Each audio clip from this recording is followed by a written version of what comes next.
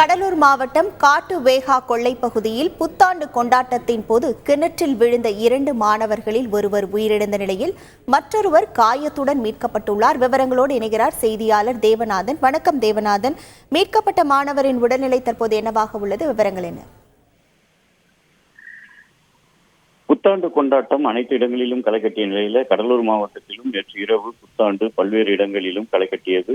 மாணவர்கள், பெரியவர்கள், சிறியவர்கள் என அனைவரும் இந்த புத்தாண்டு கொண்டாட்டத்தில் கலந்து கொண்டனர். இதே போல பார்த்தோம் அப்படின்னா கடலூர் மாவட்டம் பண்ருட்டி அருகே உள்ள வேகாக்கொள்ளை கிராமத்திலும் அந்த கிராமத்தை சேர்ந்த இளைஞர்கள், மாணவர்கள் என அனைவரும் புத்தாண்டு கொண்டாட்டத்துல நள்ளிரவில் ஈடுபட்டு இருக்காங்க.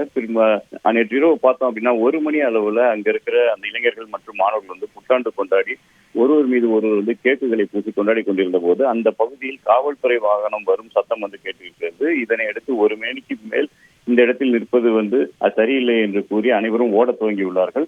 அப்போது 12ஆம் வகுப்பு மாணவர் ஒருவரும் 10ஆம் வகுப்பு மாணவர் ஒருவரும் அந்த ஊரில் உள்ள தலைக்கிணற்றில் வந்து உள்ள வந்து விழுந்துடுறாங்க. இது வந்து அது வெகு நேரமாக தெரியாத நிலையில கொஞ்ச நேரம் கழிச்சு அந்த பக்கமா போன ஒருவர் அந்த கிணற்றில் சத்தம் கேட்கிற சத்தத்தை வந்து எட்டி பார்த்த போது ஒருவர் உள்ளே இருந்துள்ளார். அவரை உடனடியாக கிராம மக்களுடன் சேர்ந்து தமிழ்ச்செல்வன் என்ற 12ஆம் வகுப்பு மாணவனை வந்து அந்த கிராமத்தை சேர்ந்தவர்கள் வந்து மீட்டிருக்காங்க.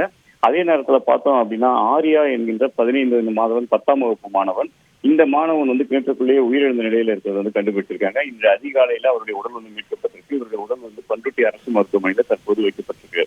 நிலையில பார்த்தோம் அப்படின்னா போலீசார் வந்து இது குறித்து விசாரணை மேற்கொண்டு இருக்காங்க.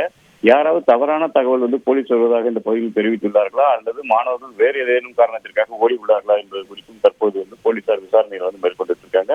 இருந்தாலும் பார்த்தோம் அப்படின்னா புத்தாண்டு கொண்டாட்டத்தின் போது மாணவன் ஒருவன் உயிரிழந்த சம்பவம் வந்து கடலூர் மாவட்டத்தில் ஒரு சோகத்தை ஏற்படுத்தியிருக்குன்னு சொல்லலாம். உங்கள் விவரங்களுக்கு நன்றி தேவநாதன்.